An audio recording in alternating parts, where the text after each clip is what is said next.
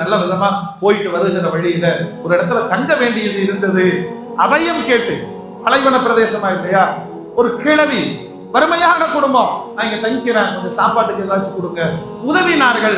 எல்லாம் முடிந்த பிறகு அந்த குடும்பத்தை நான் விசாரித்த பொழுது 3 குமரு, வழி இல்லை. அவர்களுடைய மனம் பெருசு, தனக்கு உணவு தந்திருக்கிறார்கள். மட்டும் கவலைப்படாதீங்க, அல்லாஹ் கொடுத்த ரிசிப்ட் என்கிட்ட இருக்கு, இந்த பிள்ளைகளை நான் கல்யாணம் பண்ணி வைக்கிறேன். ஒரு மனிதர் எடுக்கிற முடிவுகள் அவ்வளவுதான், முடிச்சிட்டாரு. இப்ப அந்த பெண்கள் வீட்டுக்குள் அமர்ந்து கண்ணீரோடு அல்லாஹ்வுக்கு வாசிக்கிறாங்க.